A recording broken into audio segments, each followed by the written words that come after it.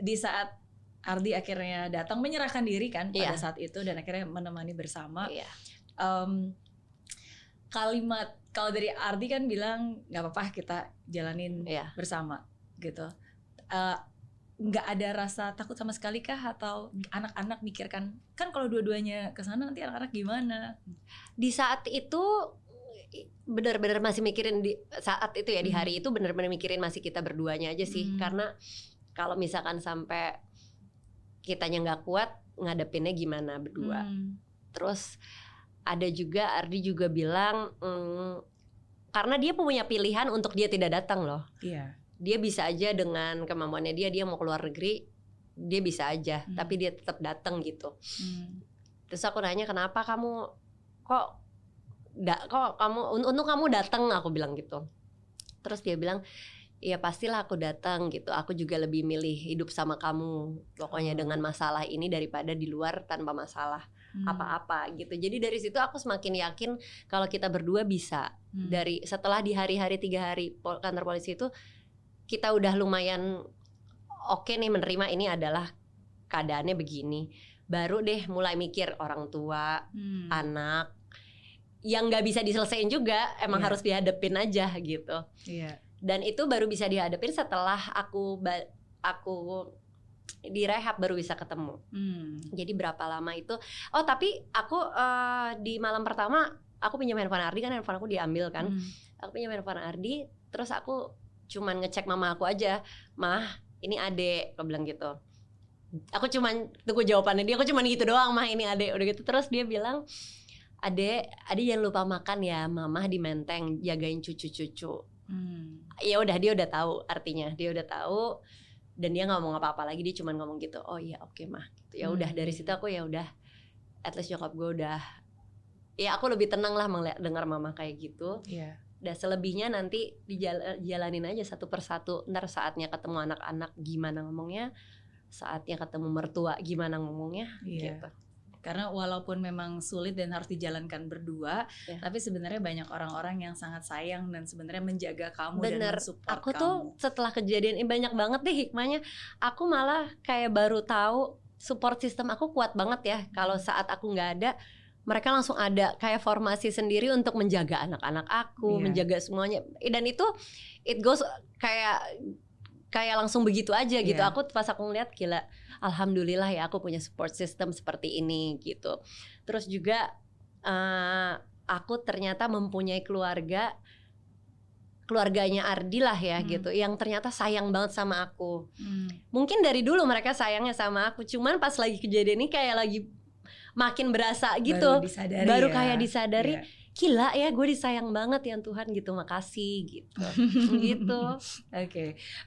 Ketika melewati proses itu, kamu sempat bilang dan kamu sempat cerita juga di bukunya bahwa sebenarnya akar permasalahannya tuh kan narkoba, tapi narkoba itu bukan hanya sekedar iseng-iseng aja, tapi sebenarnya itu adalah awalnya solusi dari berbagai macam masalah yang sebenarnya pernah terjadi dan sebenarnya itu bukan solusi. Sebenarnya itu adalah output dari ketidaktahuan aku dalam berkomunikasi lebih baik.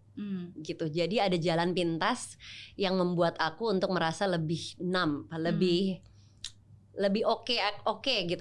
Everything is okay, nggak ada masalah apa-apa. Jalan pintasnya ke situ, gitu. Padahal kalau aku bisa mengkomunikasikan apa yang aku rasa, terus aku bisa mempunyai kemampuan untuk berkomunikasi lebih baik, mungkin sebenarnya nggak perlu sampai ke situ gitu. Nah itu juga aku ceritain juga sih di situ, karena perjalanannya, karena di awal aku bilang cuman buat have fun, terus konselornya mancingnya berarti hidup kamu nggak ada fun-funnya ya tanpa itu gitu.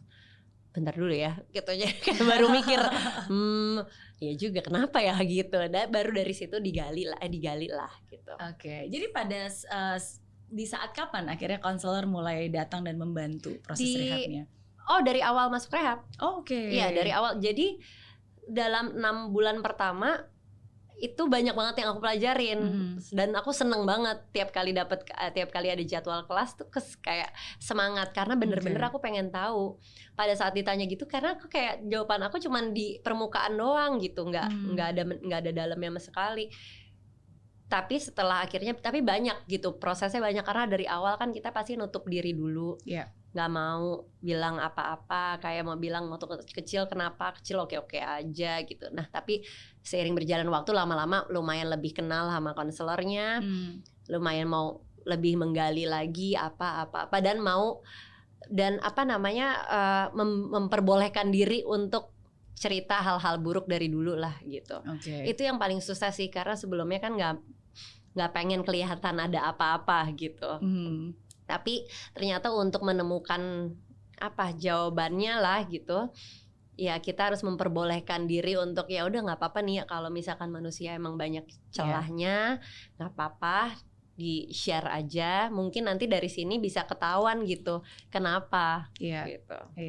Ya itu satu hal yang saya selalu percaya sih, bahwa sebuah perubahan itu berawal dari kesadaran. Tapi sebuah kesadaran itu berawal dari kejujuran. Jadi hanya dengan kita jujur, kita jadi sadar. Kalau kita sadar baru deh kita bisa berubah. Karena kalau awalnya kita nggak memperbolehkan diri kayak untuk mengizinkan lah, ayo Nia buka yang dulu ada apa nggak bakalan ketahuan tuh sampai sekarang gitu. Apa yang paling diingat dari masa kecil? Yang paling diingat dari masa kecil aku sepi sih. Karena kalau dulu mama papa jarang ada di rumah kan, paling kakak Dika, aku, kakak Dika, kakak cowok. Sebenarnya nggak kakak kandung, tapi papa dulu sebelumnya sudah sempat menikah, terus punya anak kakak Dika, dan waktu menikah sama mama kakak Dika tinggal sama aku gitu. Jadi dari lahir emang udah ada kakak Dika. Dia sih kesenangan aku di dia gitu, jadi cuman main sama dia. Kalau selebihnya papa mama banyak kan cerita lukanya lah gitu di waktu masa kecil dibandingkan bahagianya gitu. Karena kan di usia yang sangat muda yang nggak ngerti apa-apa, tapi kan kamu makanya harus melihat aku tuh baru mulai ngomong tuh umur 4 bertengkar. tahun. Itu juga baru mama papa, karena kayaknya kebanyakan trauma gitu. Jadi nggak ngomong-ngomong, jadi kayak diem aja, nggak ngerti kalau misalkan aku seneng aku harus ngomong apa, atau aku nggak suka sama situasi ini aku harus ngomong apa. Jadi semuanya diem gitu. Dan itu kebawa terus sampai sekarang. Apa yang membuat seorang Nia yang berusia 4 tahun trauma pada saat itu? Ketidakharmonisan aja kali ya di rumah ya, dan komunikasi yang tidak sehat kali ya.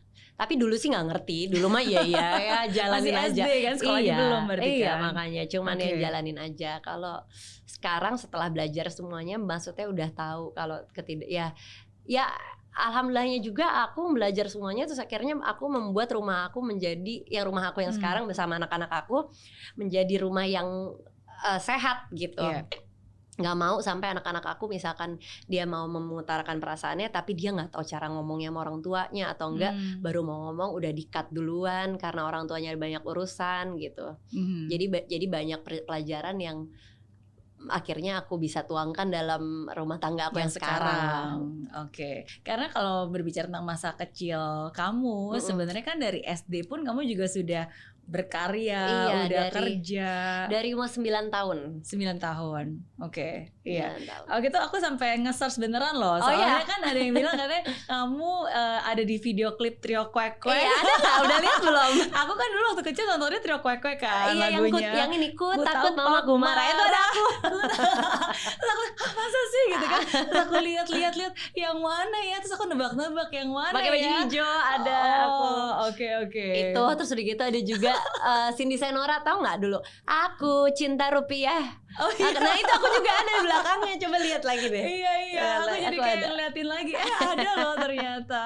Ada. Tapi memang dari kecil justru disitulah mungkin yang awalnya mungkin kalau saya bisa bilang ya kamu dewasa lebih cepat, jadi mandiri lebih cepat pada umur lainnya. Benar. Karena usia 9 tahun kamu udah kerja, jadi menghasilkan uang sendiri untuk bayar sekolah. Iya benar. Karena juga keadaan sih sebenarnya yang membuat seperti itu. Dulu juga mama mungkin dengan semampunya dia, terus ada tawaran-tawaran seperti itu, dia juga mungkin sebenarnya sedih ngelihat harus aku yang cari uang gitu. Tapi aku ngerasa kayaknya memang begitulah jalannya dan aku oke kok gitu. Jadi dari umur 9 sampai kawin sih, sampai sekarang sih ya gitu. Kalau pas waktu itu, tapi bangganya adalah umur 14 aku bisa beli rumah sendiri untuk diriku sendiri. waktu bawang merah bawang putih lah gitu. Ya, dan aku gimana ya? Jadi tua sebelum umurnya gitu kan. dewasa sebelum umurnya. Masih gitu. awet muda, mami muda. Mudah-mudahan begini terus. Iya. Tapi justru menurut saya itulah yang membuat kamu tangguh, dan mungkin hidup memang sudah mempersiapkan kamu sehingga ketika ada musibah yang nggak semua orang inginkan yang terjadi di tahun 2021 kemarin, kamu punya ketangguhan itu karena kan dari sejak kecil ya kamu udah mandiri.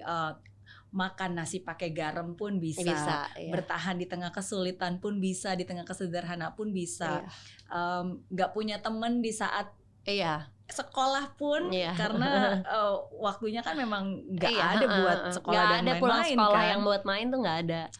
Gitu. Ya, tapi itu membentuk Nia Ramadhani menjadi wanita yang tangguh dan mandiri.